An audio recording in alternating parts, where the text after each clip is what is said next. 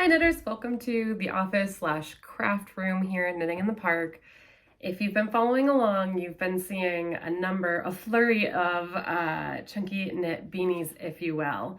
And a lot of them are featuring a mock-up cable stitch. So I'm drafting a tutorial for the mock-up cable on my website, and I've been knitting a few patterns that use this stitch as well. I am also learning another way of achieving this technique. So I'm putting together a test for that, if you will, to see if I actually can do this new method of just using yarn overs and not past stitches to preserve the stitch count, or do I need to adjust the stitch count in the pattern if I want to offer it with both of these techniques. And I really do, because the whole point of the mock-up and the mock cable beanies, or the mock 3, I should say, beanie, is to make knitting cables fast, fun, and easy. Because whether you're new to cables, they can be daunting. And then if you're not new to cables, they can just be a lot of work. They take concentration. They often take an additional needle. You might not have that needle in a certain gauge. I've been knitting these in US size 10 needles. I do have double pointed needles in this size that I could use if I really wanted to knit cables, but I don't always want to actually bust out an extra needle and knit a cable. Well, don't get me wrong, I love cables. I love the way they look. This is just fun and playing with different stitch variations. So I am starting with the mock-up beanie, the mock-up hat, which is this baby right here in this beautiful color.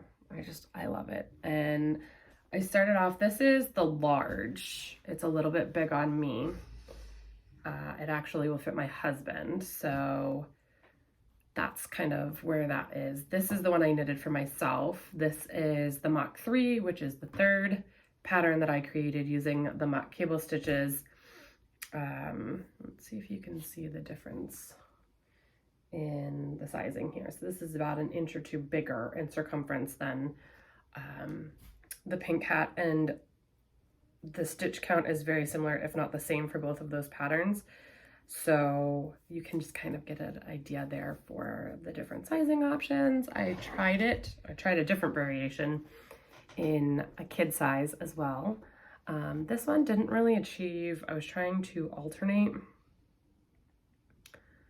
the mock cables, but I don't know. I'm still not sure if that one was a success or not.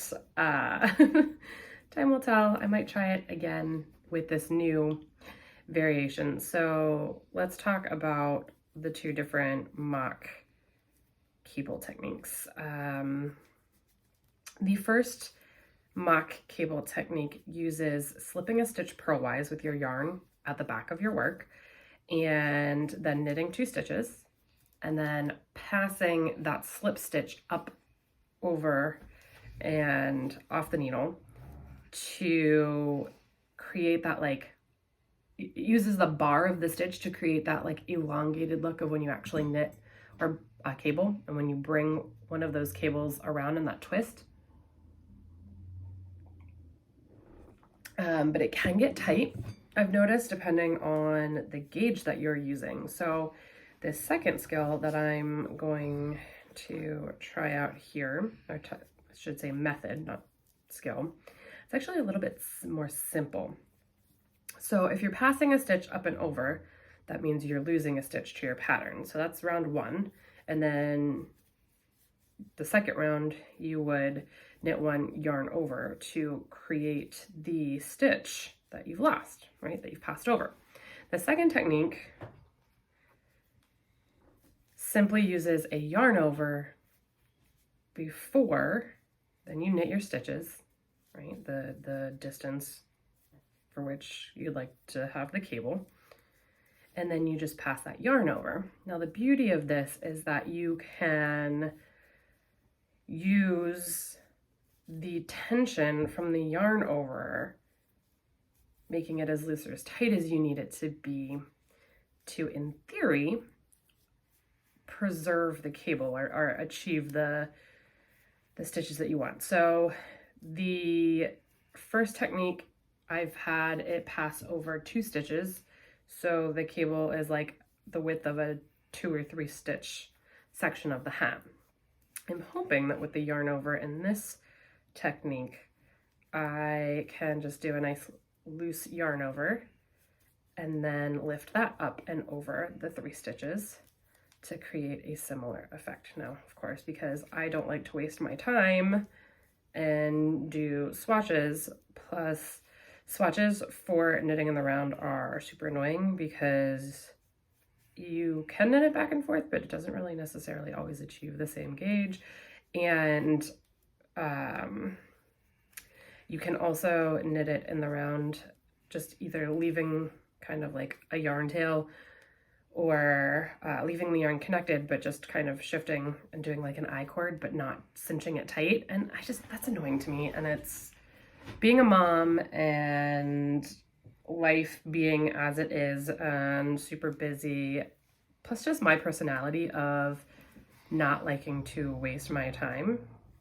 I am, yeah, Murph, I know, thanks. Trying it in an actual application. So either it's going to work and I'm going to be super happy because I'll have another hat that I can either keep or gift, or it's not going to work and I'll have even wasted even more time than I would have invested if I just did a swatch, but that's okay.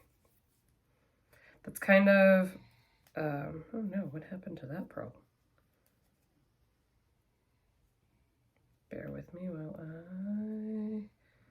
I need to sand these needles and sharpen them. They're just not as sharp as I would like or pointy as I would like, and it makes things, you know, just a little dicier sometimes, or a little bit slower, I should say. So like this hat, I probably should have taken it back down and just frogged it, but I don't like to not have something that's, you know, a finished product. So it fits my son, he likes it, he can wear it, I just won't gift it. It'll just kind of stay here and have its home here with us and our family, and that's totally fine. So that I mean, that's why I'm knitting in a half twisted rib here and not actually testing my pattern yet. I'm getting there. It's gonna take me a couple rounds, so I'll have to jump back on or splice these 2 videos together once I get to that point. But I wanted to kind of give or record the initial preamble, or like set the stage, I guess, to explain what I'm doing and the point of this video. This yarn is Big Twist, and I have stayed away from the super bulky and chunky yarns. That's not fair. I've bought them, I just haven't knit with them. They've just kind of been taking up room in my stash, but they don't actually fit in my yarn storage is an industrial drawer, like cabinet type piece, and the bulky yarns don't fit in it. And so they've kind of just been taking up space outside, but then the dog and the kids knock them over and knock them around, and it just looks messy. And we're going to, teaser for a future video, hopefully be redoing the office a little bit. I have plans for designs for this back wall. So right now this is my sewing desk with all of my fabric, which really just is a mess and it all doesn't even fit. So I've got fabric on the floor here, projects piled up high on top of it, and my husband feels like this is like my space and works in our unfinished basement when he has to work from home. So I want to make this a space that we can share until we decide to refinish the basement, which is going to be like years from now. So what I plan to do is turn on a budget, because I don't want to sound bougie here when I explain this. We're going to turn, hopefully, this wall into a built-in bookcase with storage underneath, so we can have our nice things displayed on the shelf, and the messier stuff like my bulk yarn or fabric enclosed in cabinets underneath. But we're still kind of taking final measurements because I'm super dyslexic. I need my husband to confirm my math and make sure that my plans will work and therefore my budget is appropriate or correct. And then we'll actually get to doing it. So you can't tell, I don't think it's in view, but I have some test paint splotches on these walls to try to find something that goes with the curtains behind me, but that also doesn't make this room super dark because I only have the 2 overhead can lights and then whatever lighting I can squeeze on top of the desk spaces. So we have 2 IKEA lamps in here that are very similar. So there's that one behind me and then a white version of it that sits on my desk here, but it's still on a dreary day. I don't know. It's just not, I don't want to make it too dark and have to be turning on lights everywhere, which is fine. I mean, I could do that and achieve my like dark academia / cottagecore office of my dreams, but I also want this to be a shared space where he feels comfortable working as well. And he does a lot of the work from home stuff is like overnight shifts. So I don't know. I don't want him to feel like he's in a cave while also overnight. Just not fun. I want it to be bright and cheery and warm. So we're still figuring that out and how we're going to do that. But I'm really excited for it. It's probably going to be an IKEA hack to save some money. And yeah, that's hopefully what's going to go there. And then, so that doesn't mean the sewing wall or the pegboard solution will go away. I think it'll just go to a different wall. And I might be able to keep it a little bit more organized and clear and free of clutter because there's other places and other ways to store things. I also don't know, and you can tell me if you agree in the comments, I have this piece in here and I bought it for my knitting needle storage. And I realize I am a klepto and take my knitting needles around with me everywhere, so they don't actually live in this piece the way I thought they would. But let's see if I can see this piece back here. Oh, there's a paint swatch. Too close, right? I don't think it's gonna work, but something similar. This piece here is an antique printer's cabinet from the 1900s, and my mom cleaned it up and refinished it a little bit. We decided not to stain it because I just love the way that the colors are working and catch the light. So I love it, and I love that it's here with me in this space, but I also feel like it's kind of hidden away. So I don't know, it might stay here until the kids are older. I'm afraid that they're going to destroy it if I move it out into a certain space in the main part of the house. Or I had a thought about putting it up in when we redo our closet as like accessories and jewelry storage.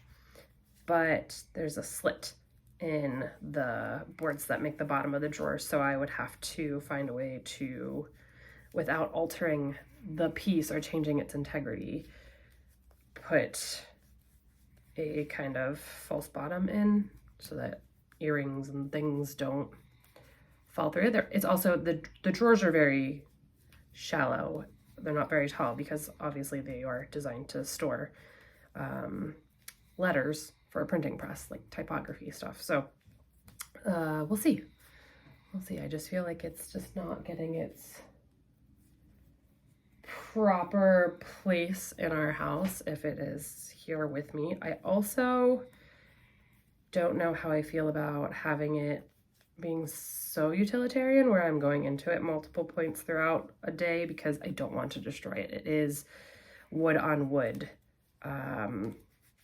and it is an old piece, and the drawers kind of rattle around as you open them and shut them, and I just don't want to destroy it while I am loving it, but I also don't want to not use it and just have it take up space for the sake of taking up space and being here. So it's a catch-22.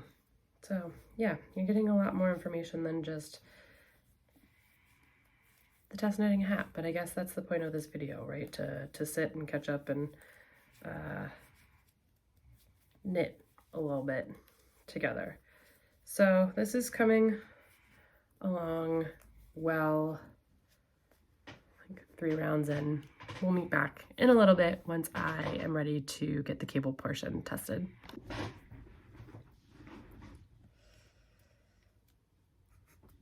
All right, so I'm at the point where I am testing the yarn over and passing it over my stitches, and so far I'm liking it, but I'm still on that initial yarn over round.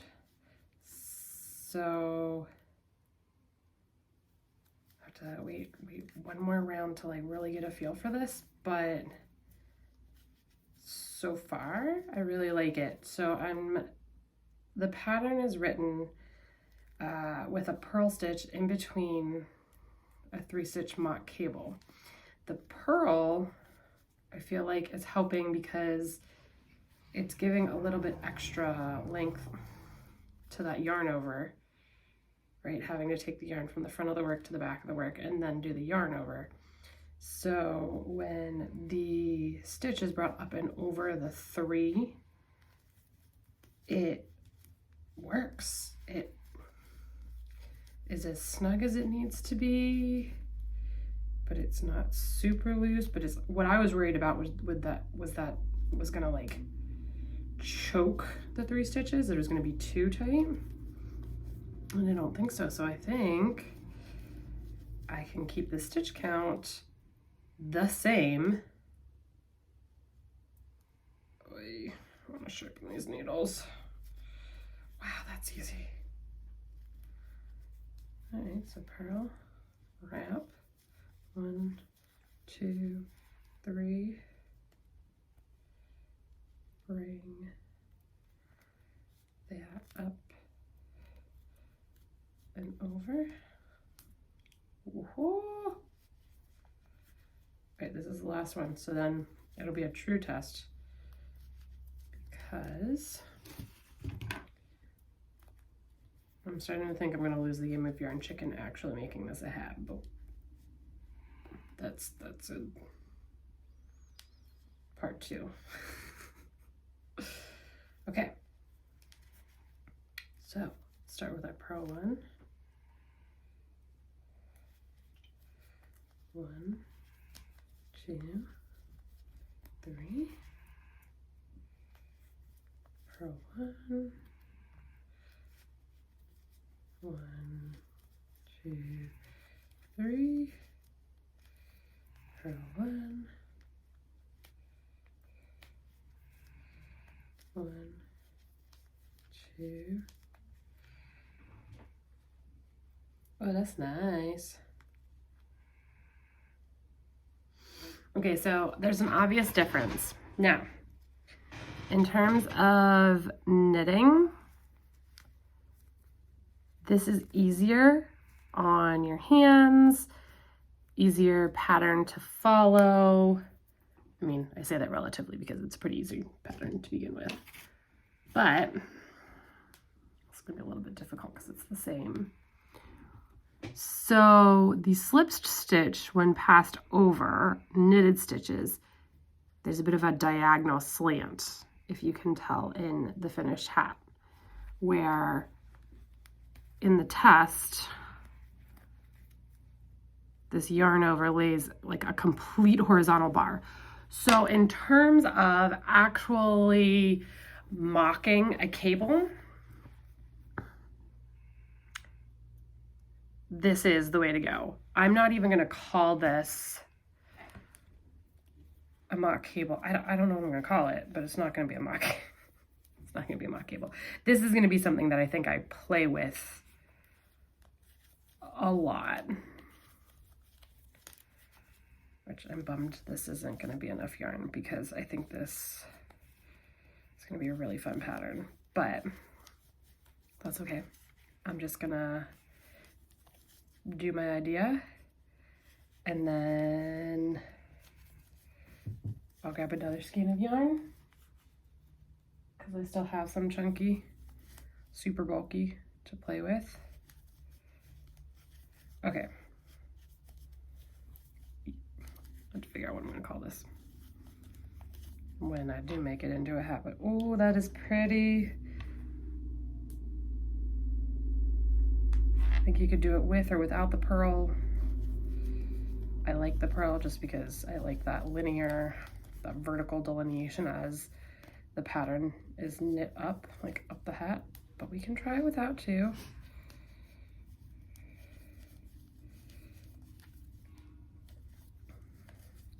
Yeah, this is not going to be enough for a hat, but it is a good bit. So what I'm going to do,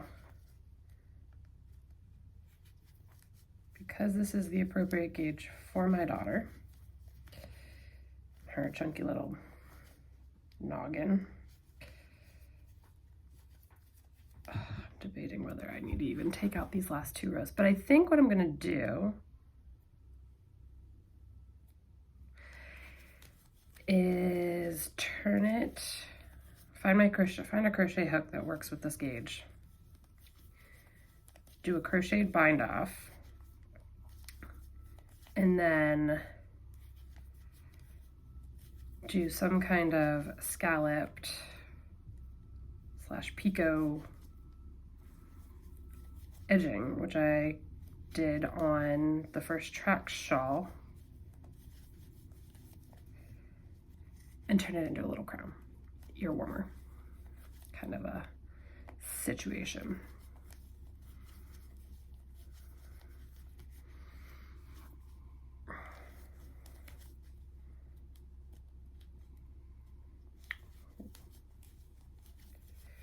So I don't know, this is gonna be tight, guys. All right, let me go try and find a crochet hook.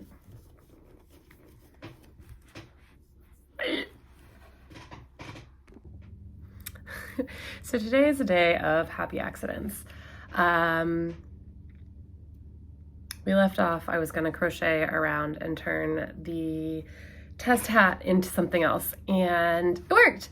So not only did I test out a new stitch and found out that it worked with using yarn overs and then passing them over, so you can see that there, but I went and frogged the last test round, the last round that I had to test the actual pattern to see if it worked. And then I took my large crochet hook and did this little picot border around it and turned it into hopefully what will be a little crown ear warmer for my newest little. Something that I did learn is that it does flare out a little bit. What I probably should have done or what I might do if I need it to, like, it's a crown, so it doesn't matter if it flares out, right? It's like kind of makes the design work. But if I needed this to stick straight up and not flare out, when I used the crochet hook to bind off my live stitches for the hat that I initially started, I would probably either, I'm not sure, every stitch or every so many do 2 stitches down to 1, like crochet a decrease, so that you got much more of a straight kind of vertical project rather than something that flares out like this. But for this, I think it totally works, and I'm really excited to try it on her little bold head. Hooray for happy accidents. I feel like today's a very Bob Ross day. I feel like I should try my hand at painting or something, or like go sew something, because this is just too darn cute. And the color, it totally works. Do you want this? Do you want to know how I did it? Let me know. Let me know in the comments. Maybe I'll publish it.